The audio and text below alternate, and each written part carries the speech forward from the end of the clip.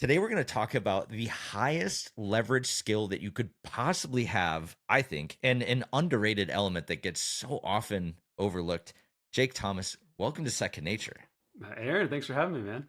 You're basically the wizard of, I don't know the right way to say this because I want to make sure that everybody listening really gets something meaningful out of this and doesn't tune out because it's maybe not their category. Because I'm huge on this idea of cross pollination. And I think what you have to offer to the entire base of Second Nature listeners is really important. And if I could overly simplify what you are able to do hyper focused copywriting that reaches massive amounts of people, and that manifests itself in this YouTube title world, right?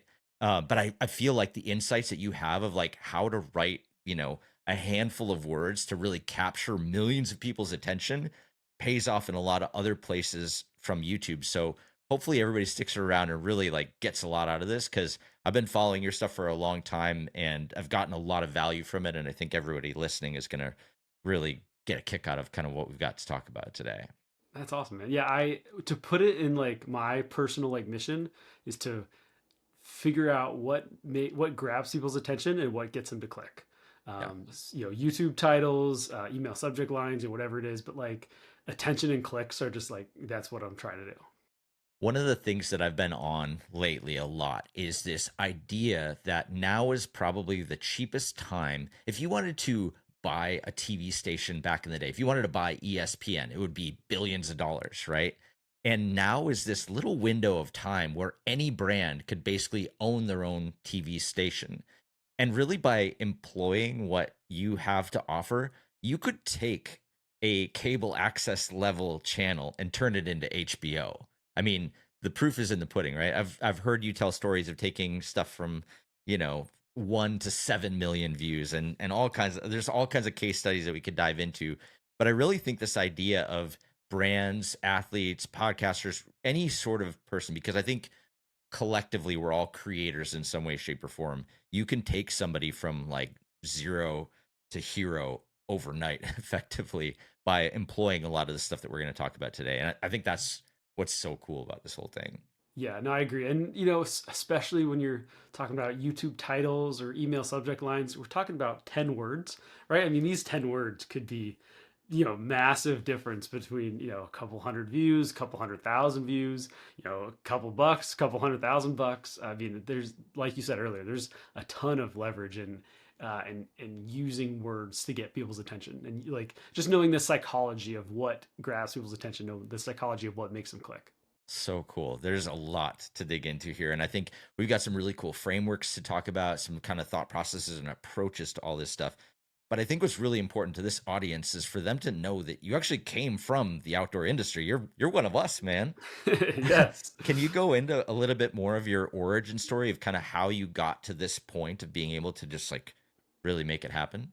Yeah, yeah. So, uh, starting at like the very beginning, my buddies and I, we had a t-shirt company in college, and the most money we ever made was when we gave all of our extra inventory to Goodwill as a donation, as a tax write-off, because we were so bad at selling. We didn't know what we were doing, and I was so like I don't know if like mad is the right word, but like I was so driven. I'm like, I'm gonna figure this out. I'm gonna figure out how to drive traffic and like actually like make sales and like and move the needle for businesses. So I became like just on like a personal mission to like figure out marketing and traffic and sales.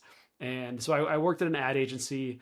I got a job. I was making $12 an hour designing websites, and then I ended up going like worked at another ad agency, and then like a better ad agency, and then I went in house at a fishing company because one of our clients was a fishing company, and we're a saltwater fishing company in the southeastern United States, Salt Strong, and they're awesome. It was literally my dream job. I would sit on the couch and watch fishing videos all day, and that was my job. Sounds pretty good. Yeah, it was sweet. But yeah, but I ran the Facebook ads.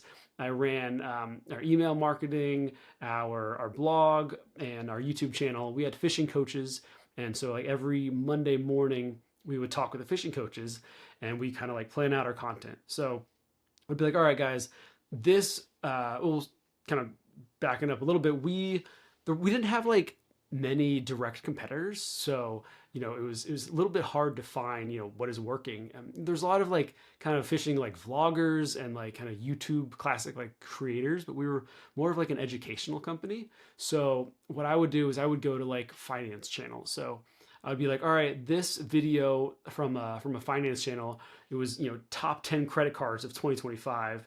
Let's do top 10 trout lures of 2025. And I would just look at other kind of adjacent or similar channels that had like a similar style to us, and then I would just like take their titles and just kind of like just manipulate them or remix them for our niche.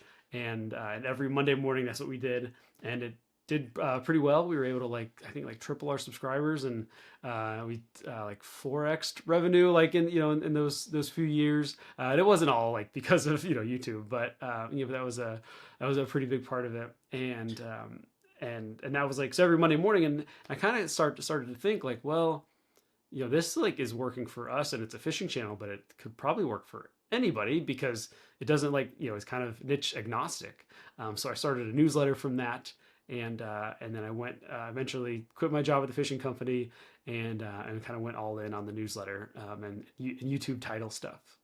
You've talked about this in the past, but basically one of the things you were doing is essentially like emulating what other people were doing, kind of putting your twist on it, right? And there's so many good examples of this in history. One of my favorite writers, Hunter S. Thompson, actually learned to write by, I think he just found like the most famous books in history and just typed out every single word just to get the feeling of what it was like to actually write a legendary novel. And doing that long enough, he was kind of in the rhythm of then he turned and started writing his own novels after that. That practice, that repetition, seeing what works.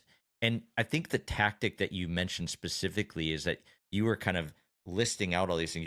You're capturing the titles and making what we call a swipe file, right? Where you kind of capture all this stuff and then you go back down through it and figure out what's going to fit. Is that right? That is exactly right. So yeah, I've that that like for us we had our kind of specific swipe file, and then for the newsletter, like our first paid product was essentially like just access to like kind of like my personal swipe file. It's got 1,200 titles in there now, but yeah, just add a couple hundred, and the thing like one of the best things for when I'm reading titles is like instead of just like, all right, this video is about this video is about fishing. Well, what should we title it? What about 10 tips for fishing, or big mistake for fishing? Instead, like I always like to kind of warm up and like just read through my swipe file, read through like all my kind of my favorite titles, and that kind of gets my wheels spinning. And then you can kind of like you're like in the groove or in the mood to know like, all right, this is what a good title looks like. And now I can kind of go and write better titles. But yeah, I mean, swipe files was huge for me. And it not only is just like any swipe file, but swipe files specifically for similar channels, like they have kind of a similar content. So like in my swipe file, like there was no Mr. Beast or like Logan Paul videos. It was like other kind of educational channels. So, very specific to me. It wasn't. There were no other fishing channels, but just channels that kind of have the same content style as me, but a different niche. And what were the things that you were looking for? Because I think one of the problems that a lot of people might run into specific to the outdoor industry, because my biased opinion is I don't really think many brands in the outdoor industry are doing this very well. And what you could do wrong is go and look at their channels, your competitors' channels, and, oh, cool, that video got 10,000 views. Like, I guess that's the best one on their channel, so we should write that one down, when you and I both know that would actually not do anything. So how did you kind of separate the signal from the noise, and how did you do that process of research and looking at, like, how did you know, hey, this one is definitely going to work if we put it in the file? So one simple framework that I used a lot was I had two lists. They were the Dream 10 and the Model 10. So the Dream 10 is pretty much my competitors, and so those were other fishing channels, and that's where I got my topics from. So it might be like, all right, trout lures, or like fishing spots, or like snook lures, whatever it was. And then so I'm looking for outlier videos. So when I say outlier video, I mean like they average 5,000 views a video, but then like this video got 50,000 views. It's like, okay, this got 10 times more than what they average. Um, so that's how I would look at all the outliers, and I would take a note of, all right, topics, trout lures, snook lures, fall fishing, whatever it is. So I would have my list of proven topics. And then my Model 10 was a list of channels that I looked up to that were not in my niche.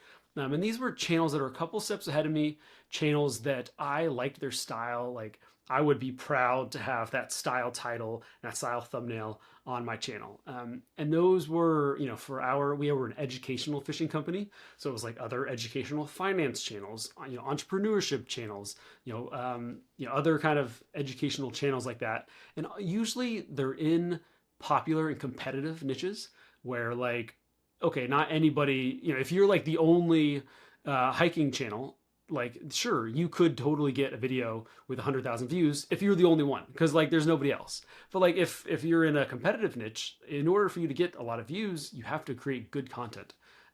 So going to something a little bit more broad like fitness, or like personal finance and stuff, like stuff where you have to be really good to get a high amount of views. That's one way to kind of fill out your model 10. So sorry, so you got your dream 10 with your topics, your model 10, and you're again looking for outliers, but instead of looking at the topics, you're looking at the frameworks. So 10, top 10 blank of 2025, whatever it is. That would be an example of a framework, or like the best way to blank for beginners. That's another example of a framework. So you get your frameworks from your model 10, you get your topics from your dream 10, you put those together, and then you have, that's how you come up with good titles. It's like, all right, how to, catch redfish as a beginner, top 10 snook lures in 2025. So that's how you kind of, you steal from, all right, I know this topic is proven to work because it's worked for my competitors. I know this framework is proven to work because this worked for channels in a really tough niche.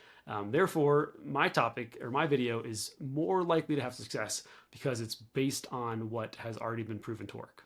I think for someone who, regardless of what they're trying to write for, the intention that they probably want to have is being more thoughtful about their own behavior of what they actually click on. So if they are watching YouTube, what are the titles that you actually click through to find? And if you're looking at emails, like which brand sent me an email that I wouldn't have opened otherwise, and what was that? And that's what you copy over to be like something hit here.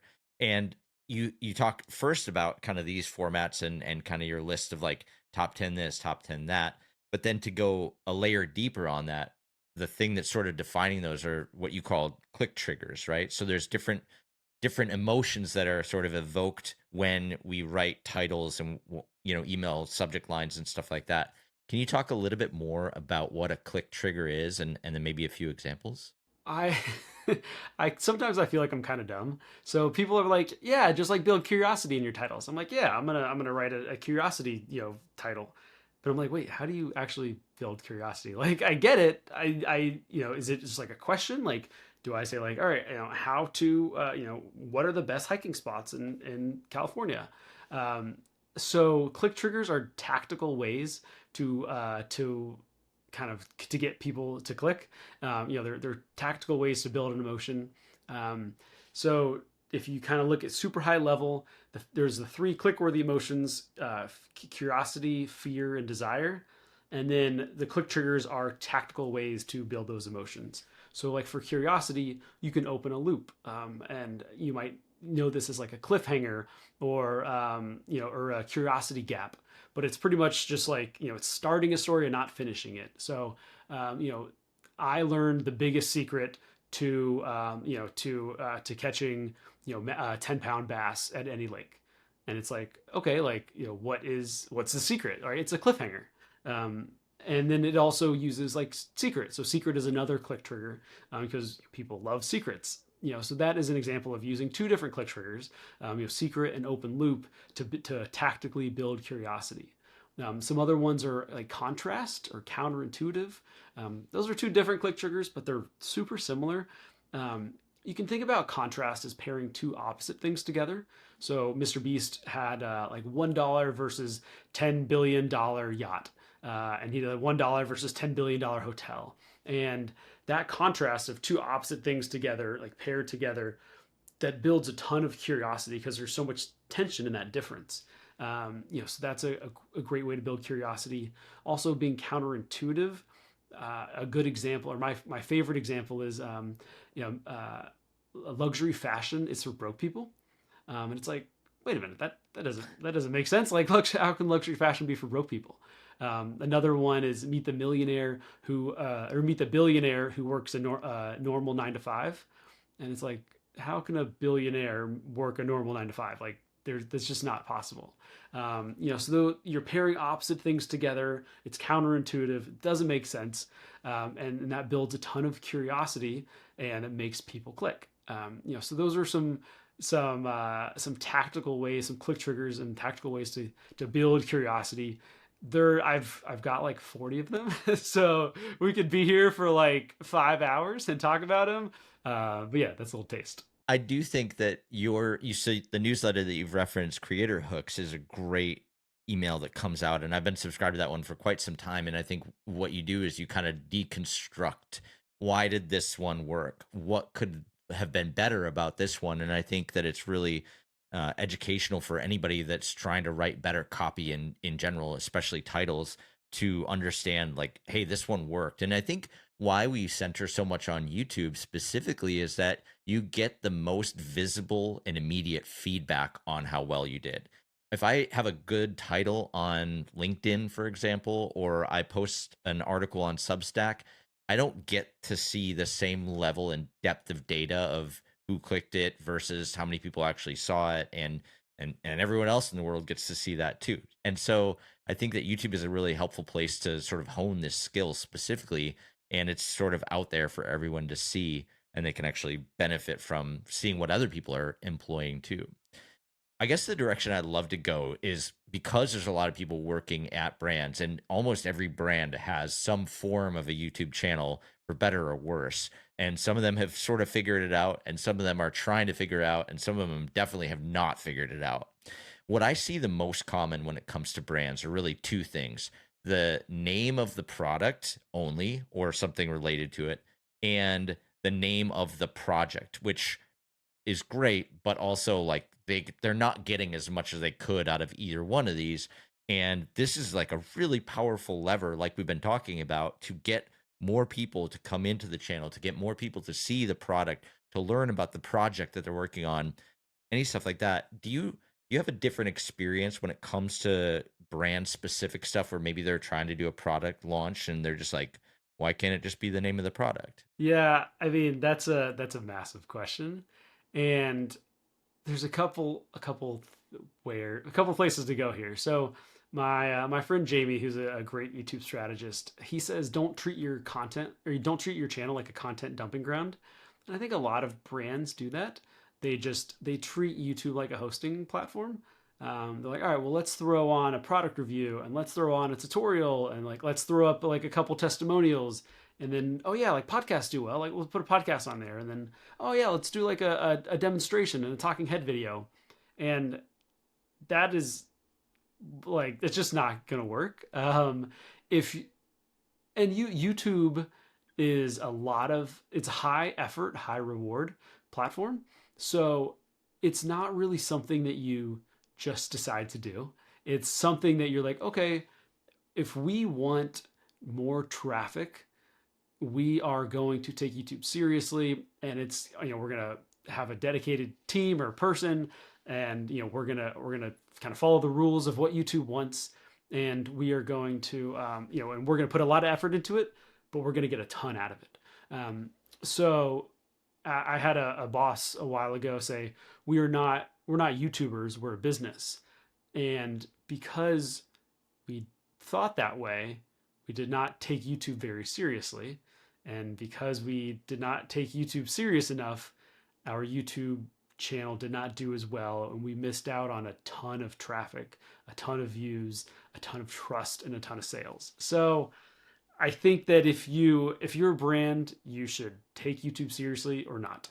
Um, don't just publish for the sake of being omnipresent. Um, I would either commit and understand that it's going to be a lot of work, and you're going to get, like, you could get literally millions of views. Like, you could have like, there's some channels, every video they publish, they get more views than the Super Bowl, right? So if you want to have, a Super Bowl ad every single month, um, then, invest in building your channel. But so the possibility is huge, but it's just a lot of work. So um, and YouTube, when we think about, when I think about the YouTube algorithm, the way I like to think about it is YouTube wants you to click and stick, right? They want somebody to click and watch a video, and they want someone to stick and stay around and watch as much of that video as possible. But also, so like that'd be like, watch time, or average view duration. However, you also, you YouTube wants session time. Like, YouTube wants people to stay on YouTube for a long time. And the easiest way to do that is to build kind of like a bingeable backlog, or to build, like, kind of treat your channel like a catalog. And ideally, you're publishing videos, like one format for one audience. And every single video could be binged by somebody. So testimonials and talking head videos and podcasts and demonstrations are not bingeable at all. If you think about your own viewing habits or listening habits, for most platforms and most creators on each platform, you probably have one format that you want to listen to. Like, you want to listen to a podcast because you're driving, and you're driving to work. It's a 30-minute drive, so you don't want to listen to three 10-minute podcasts, because it's just not going to work for what you're doing, right? You have a 30-minute drive, so you want at least a 30-minute podcast, so you can just put it on, don't worry about it, and then drive. Or you're at the gym and you got like a 45-minute workout, you want a 45-minute podcast or whatever it is. Like, you're not listening to those. You're certainly not listening to 50 shorts when you're working out, and selecting shorts and blah blah blah. You want to kind of, every kind of format has like a job to do. Or, like, let's say you're trying to get better at fishing. I don't want to listen to an hour-long video all the time, because I'm sitting on my couch at night planning my fishing trip for tomorrow. So I want to learn, how to fish this specific spot. Or I'm planning my next hiking trip, and I want to know, what gear do I need, and, like, some other hiking tips. In that case, I don't want that 45-minute podcast, because I'm specifically, trying to solve a problem here. So, um, you know, I I think that most channels, the best channels, usually have one constant format. Mr. Beast has like 15 to 20-minute videos. Diary of a CEO has like hour to an hour and a half long podcasts. They don't vary from those. They know what the audience wants. The audience has a certain expectation, and that expectation is met every single time they go to that channel. So that's a very long ramble and rant about how to kind of set up your channel for success. And there are certainly other ways to win on YouTube. I'm just saying, when you look at the best channels and when you want to kind of stack the deck in your favor, that's what most channels do.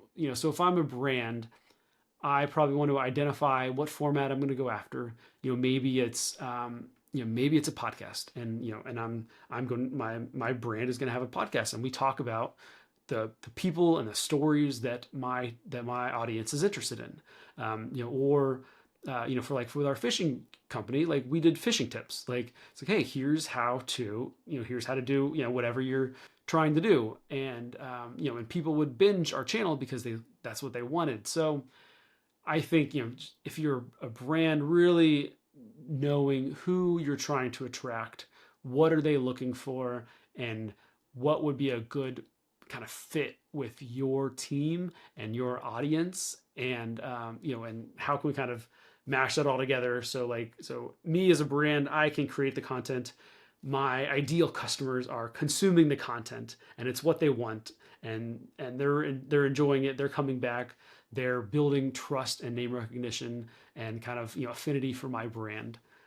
So I think that is how I would do it. As for a product launch, you could mention it kind of natively in your, uh, with your, whatever content format you have.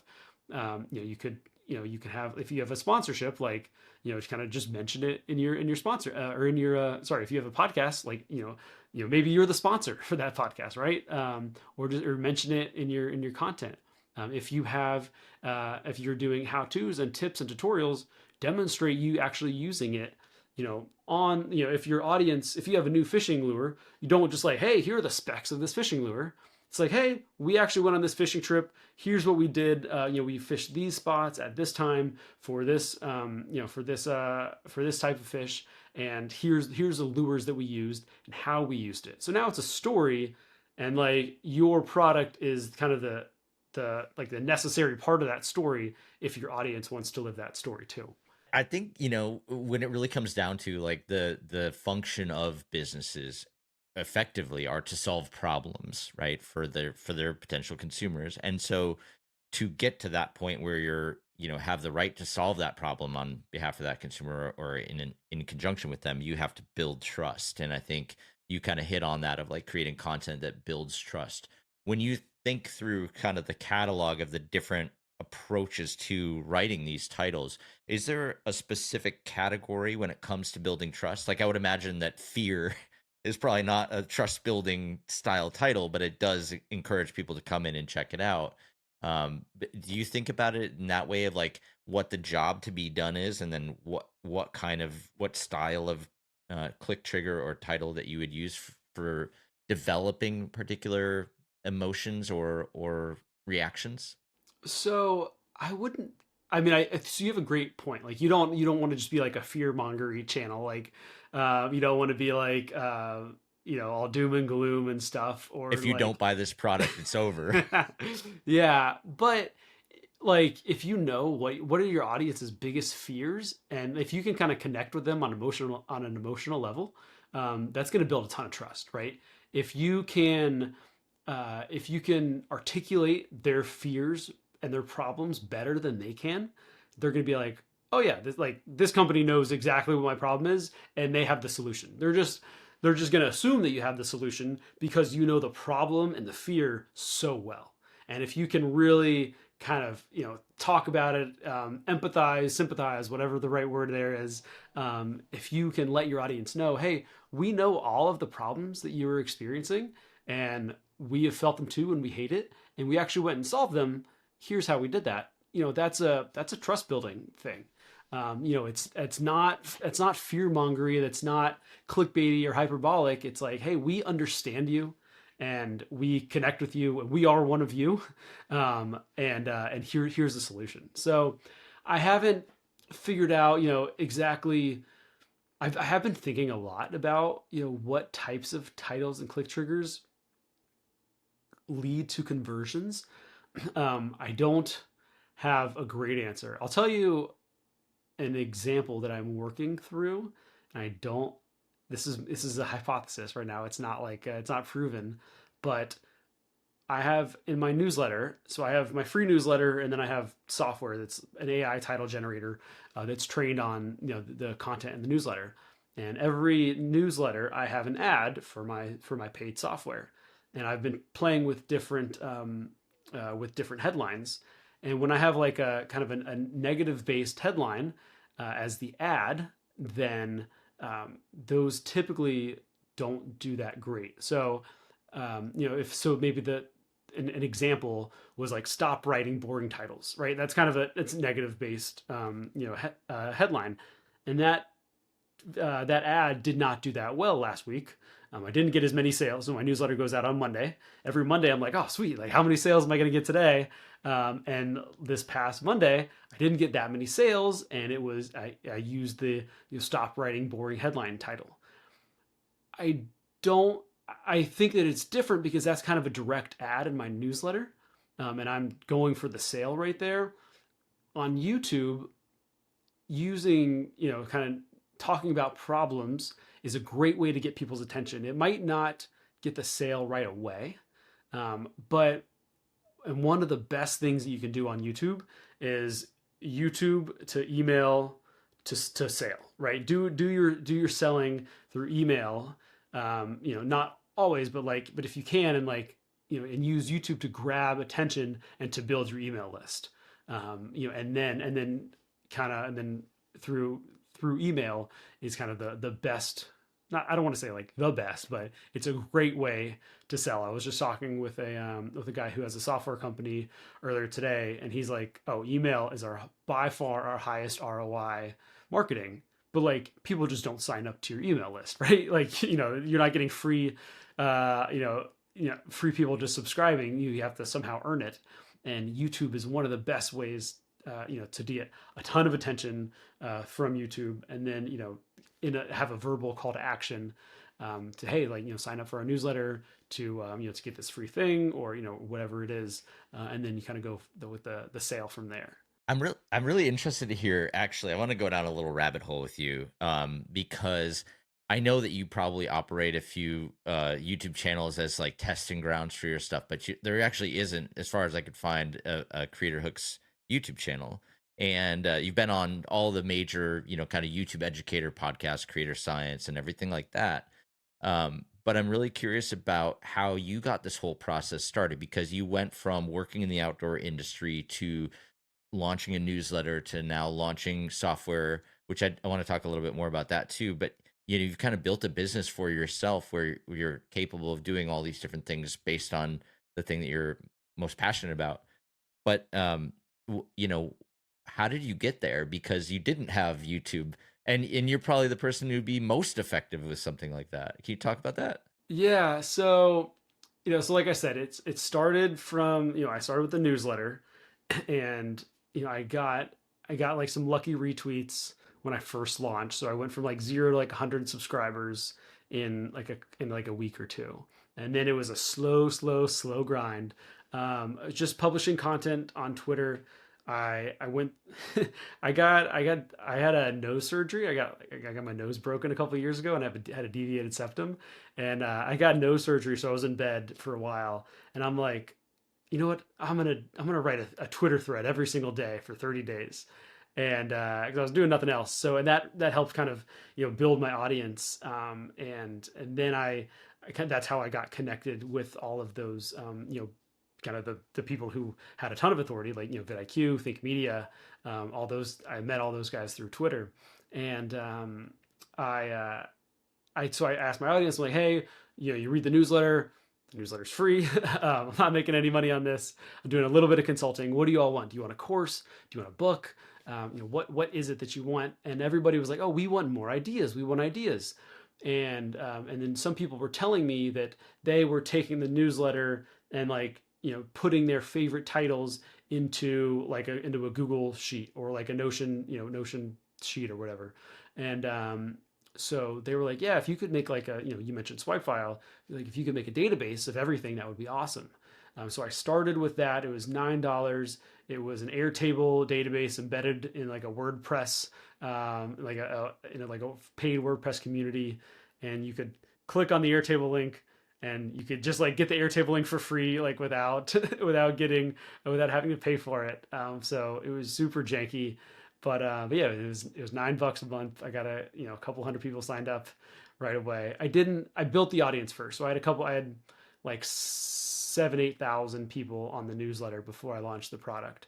um, and yeah, I I don't know if you've been hearing this stuff, but like a lot of people are kind of like poo pooing on like creators launching products that suck, and that was me.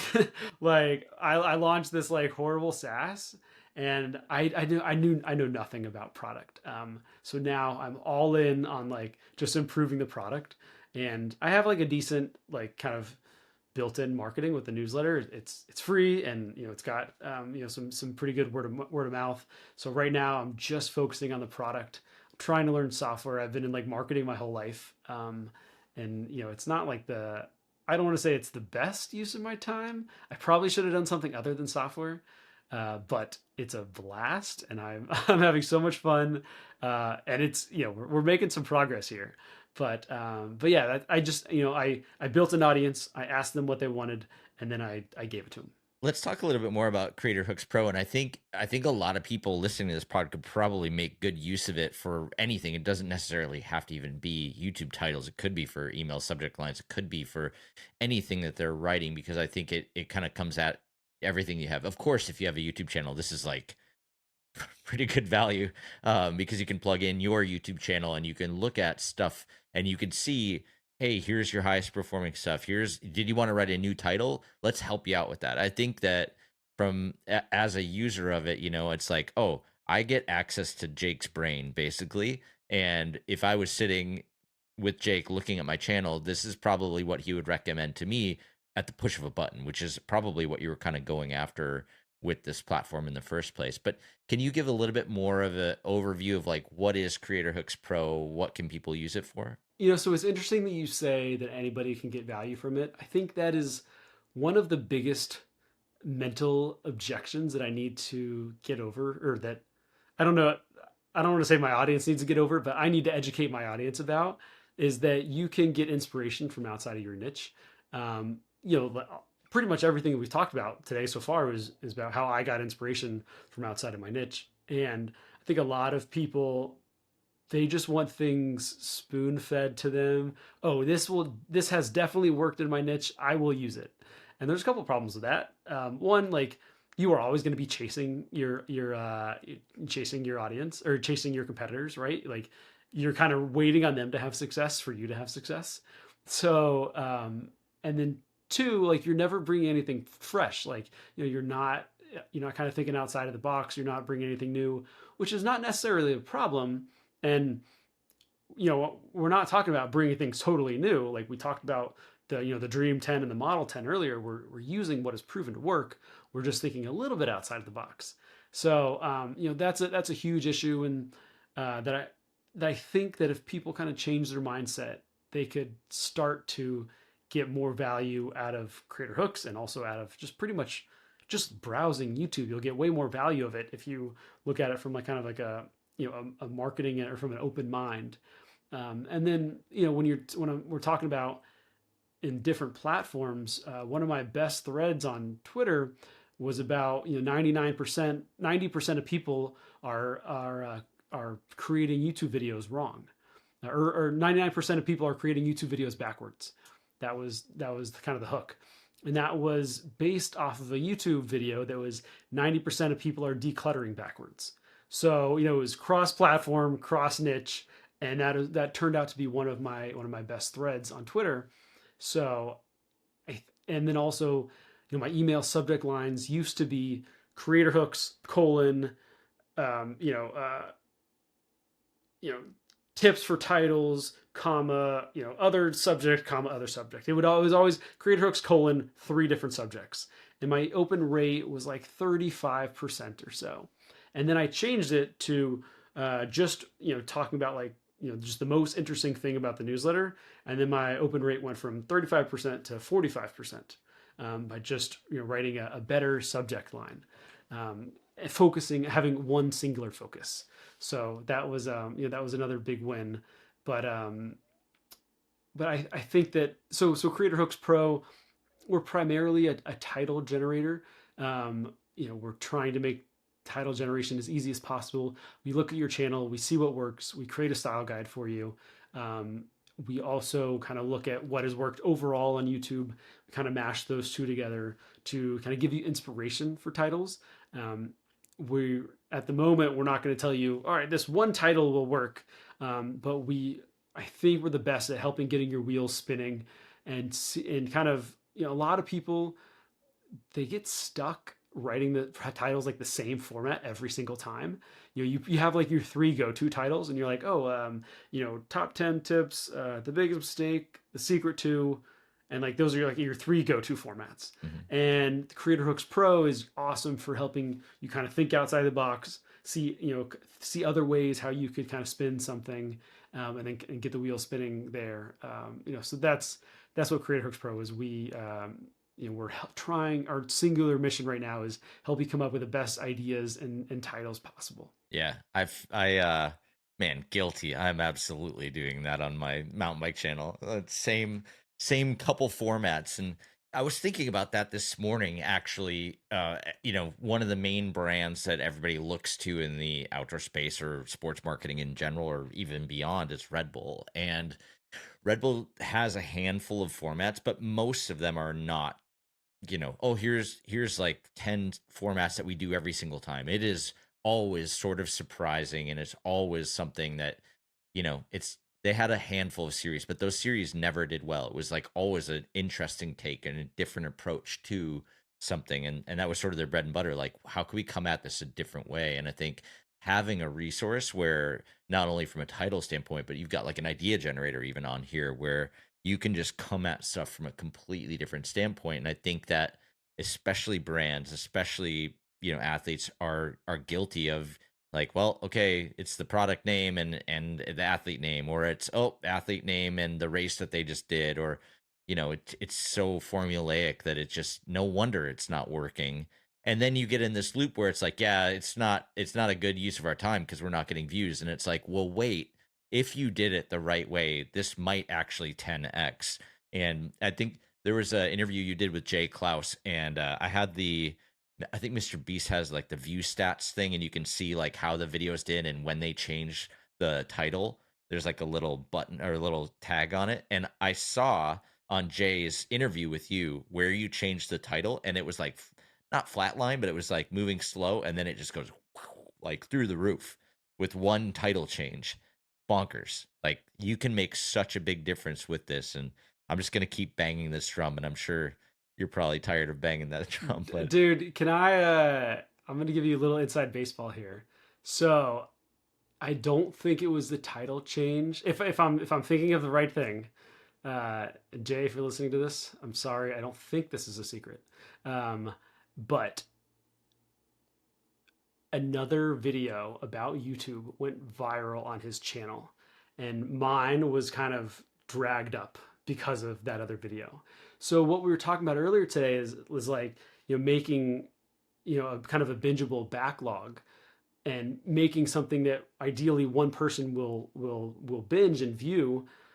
That is the power, because like, YouTube was like, oh, like this video about, or this video about YouTube on Jay's podcast did really well. Let's show them other videos about YouTube on Jay's podcast. And so those all started doing well. So the whole channel lifted. But if you have just a huge variety of topics, it's going to be a lot harder. If you're just, if you're scattered, if you're, and it was the same format. So, if you're not kind of building that bingeable backlog, that's going to be a lot harder. But you saw the power of the, like, okay, cool. Like, if one video takes off, it's totally possible for the rest of the channel to take off if all those videos are talking to one specific person. And then all of a sudden that person just binges that channel. There was this fitness channel that I watched. It was a couple years ago, but one of their videos was, it was the most powerful exercise you're probably not doing. And I went and I watched this video. I was like, oh, this is awesome. And then I was like, oh, I really like this guy. And then I watched another video and another video. I watched every single video on his channel. So like that one, but and I had never heard of him before. And it was that one video was kind of like a gateway drug into his channel. But because I did that, I spent so much session time, or like I spent so much time on this guy's channel. YouTube was really pushing that one video because they knew that that video was like a gateway drug to this guy's channel. So that video had like, 5 million views or something, because, and even if not that many people clicked that video, YouTube loved it because people spent so much time watching on that guy's channel. I assume, at least I did, and I'm assuming other people did as well. So that's kind of the big strategy thing, is like, you want somebody to come in and binge your channel. The easiest way to do that is to have, one format for one audience, about one topic, not one topic, but like of related topics that one person would be interested in. So that's a little bit of inside baseball, what happened, and like, kind of overall strategy. And that's a a data point for behind why I love that strategy. yeah. I mean, I think also the data point that I'm kind of looking at here is that you watched a fitness video that had 5 million views. And in the outdoor industry, it's very closely related to fitness. the fact that there's the potential to get 5 million views on a video about trail running, mountain biking, you call it, right? Like those people are on YouTube. Those views exist. And you look at a lot of these brands that are getting 5 to 10,000 views on a video, and it's so clear to see what the opportunity actually is if a brand approaches this with intention. And again, going back to the point of YouTube is the place where you can see the response and the results the most clear. You don't get to see how other brands, open rates for their newsletter look like or anything like that.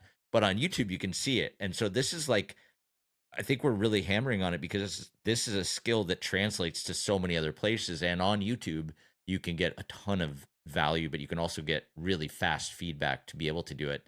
And the benefit is that you can change the title if it's not working, which is also pretty handy. 100%. Are there pieces of advice that you're just getting tired of giving out that maybe by sharing it on the podcast, you never have to give it out again? The biggest mistake that I see all the time is titles and thumbnails are too complicated. Um, all there's yeah, there's two things. That's the first one. Is that titles and thumbnails are just they're way too complicated. So there's this thing called the three element rule. I'm not a I'm not a thumbnail guru or anything, but I like simpler thumbnails. I think those tend to do better, and I'll tell you why in a sec. But the three element rule is like, okay, you want to have three elements. So it might be like a face, a tent, and like text, right? Or like a face, a fish, and text. Just making them very simple. People will have like their face and then like logos and then a warning sign and then there's text and then there's like some like weird whatever it is. Just making your thumbnails way too complex. And the reason that simpler does better for the most part is that if you are scrolling YouTube, you're quickly scrolling and like you're passively looking, you're not actively looking for the most part. Um, and if you're passively looking, deciding on if you're going to watch this video, you're not going to put in that much mental effort to like, to comprehend the whole thumbnail and like, this, 20-word title. Not to mention that the title is probably truncated, depending on where you're looking. The opposite, not the opposite case, but like kind of the exception is in if you're trying to rank in search, which a stat that I heard is that like 30% of views come through search, whereas like 70% are from like the homepage or up next. So search doesn't have quite the amount of potential volume, but people are active. If you're searching for best, best bass fishing rod, your titles can be a little bit longer, because people are actively deciding whether or not they're going to watch that video, as opposed to passively if they're just scrolling. So it's just being a little bit, it's just trying to simplify things. Not using, not I, I don't like titles that are like, best, best hiking trails in Glacier pipe. Don't miss these pipe Glacier, Montana National Park. It's just like it's like a three-part title. They're just kind of trying to keyword stuff. Yeah. I love having simple titles where you are, just making one big bold promise, and you're grabbing the audience's attention, and just keeping it simple. Yeah, so simplify your titles and thumbnails. Most people have that issue. The other thing that I get these emails all the time, and it's people will message me and be like, "Oh yeah, I know my content is good. I just need help with titles and thumbnails." Um, 100% of the time, their content sucks. And I mean, YouTube is hard. It's hard to create really good content, and there's a billion things that you could improve on in every single video. But I just don't want people to get content that, oh yeah, our content is good, like we got this figured out, like we just need help with this. You can always make better content. One of This really hit me the other day. I was doing research. I was considering starting this new channel, and I was like, all right, it was in fitness, and I was looking at two other channels, and the videos were, I ran every day for 30 days, and because I was going to do like some similar challenge like that, and I watched these two videos, same exact premise. I ran every day for 30 days, and it was so clear, like watching the same or different takes on the same topic. It's like, wow, this is so much better.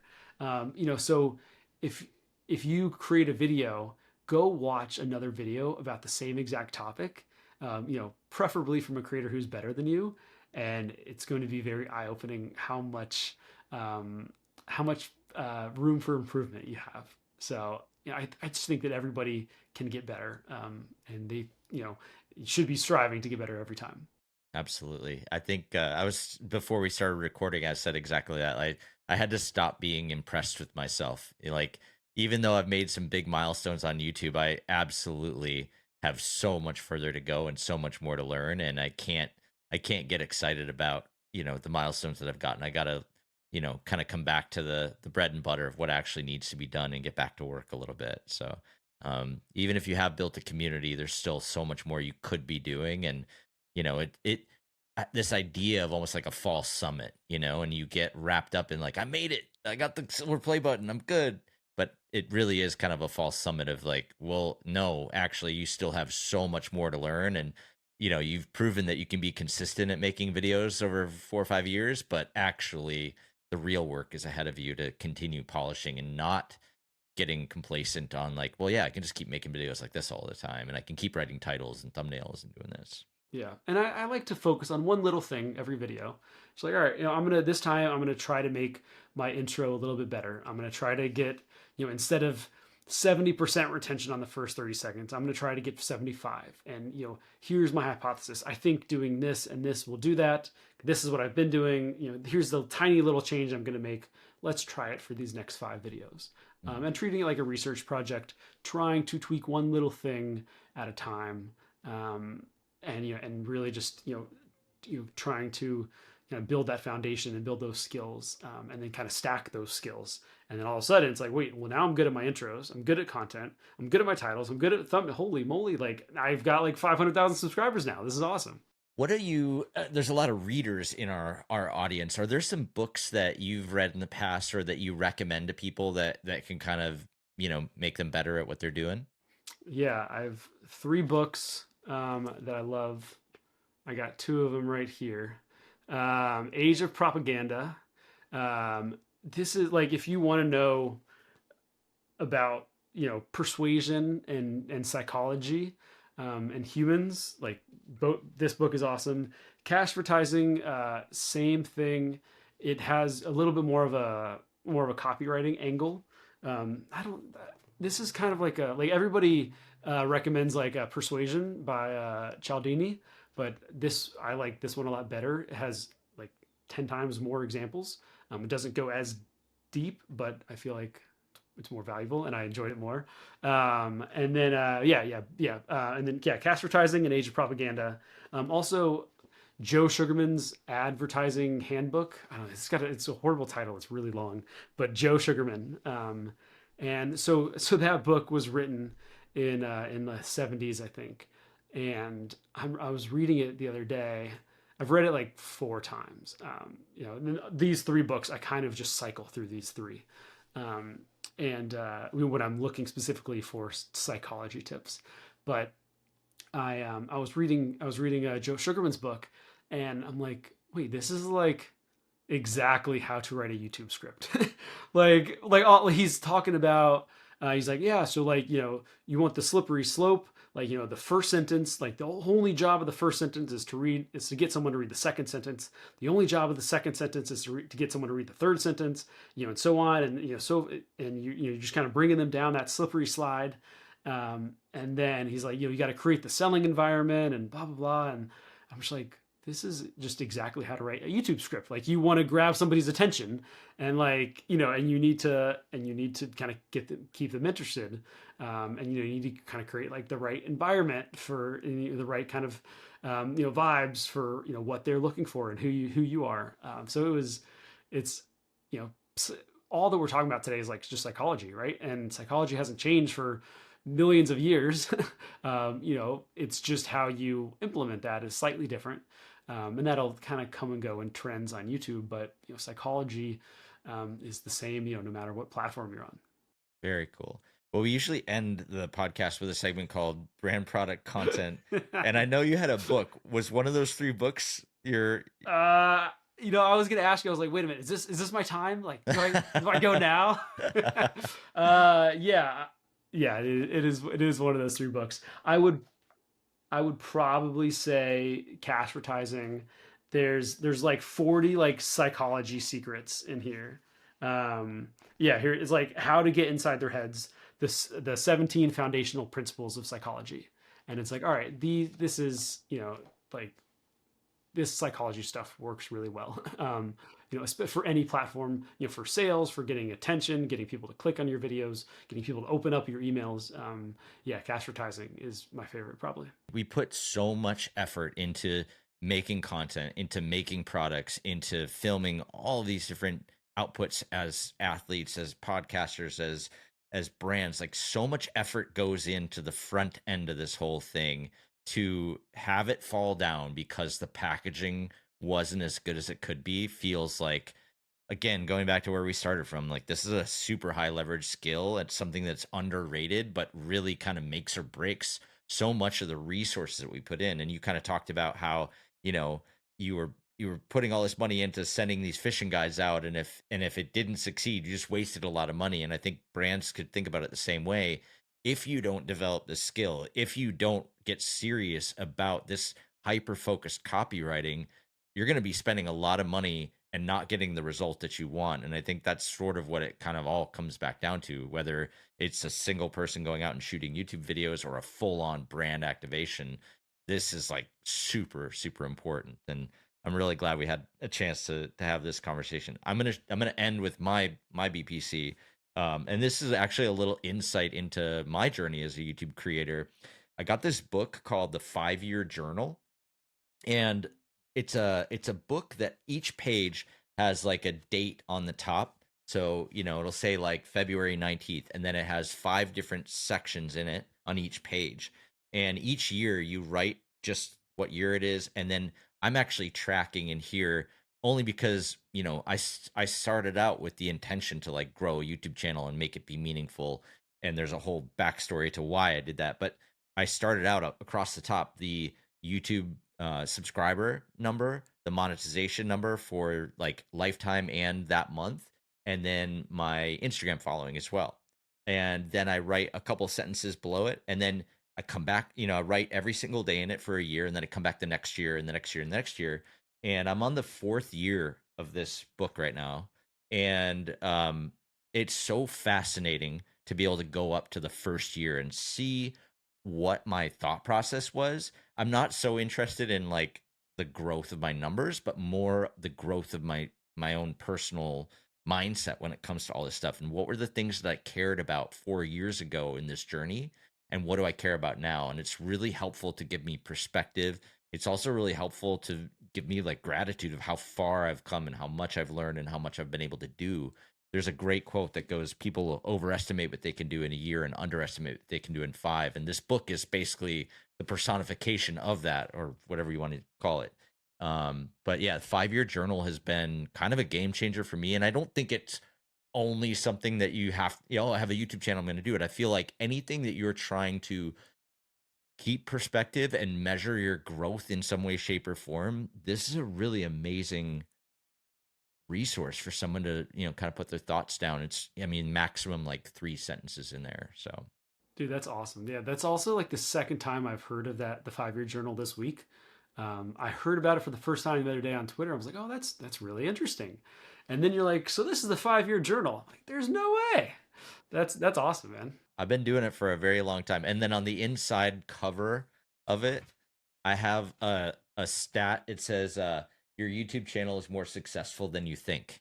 And it has this chart that I found a long time ago that basically is like the percentage of channels at each subscriber milestone. So 300, you know, like people that have 500 subscribers or more, 22% of all channels. if you zoom up to 50,000 subscribers, maybe this has changed a little bit since I put it in there, but less than 1% of YouTube channels are over 50,000 subscribers, according to this. And so, yeah, I put my milestone when I hit that on May 31st of 2023. And this is just, I don't know, like this is the goal that I have of trying to get better at this. And it's a way of me having perspective and, holding myself accountable, I guess, more than anything. So, That's yeah. awesome, man. I love it. Well, Jake, thanks so much for being on the pod today. This is a really fun discussion, and I hope a lot of people got a lot from it. I'm going to put all this stuff in the show notes, but people should definitely check out Creator Hooks Pro. I use it, and we've had a really, it's been fascinating just digging in and just kind of reframing a lot of the ways that I think about creating content and specifically packaging it. And I think the more I use it, the more I'm like, I could use this for a lot of other stuff beyond YouTube, and I think that's pretty valuable. I love that. I That's how I use it, and I'm so happy to hear. I'm so happy to hear that you've been discovering that as well. Very cool. Well, thanks again for being on the pod. Yeah, Aaron, thanks for having me.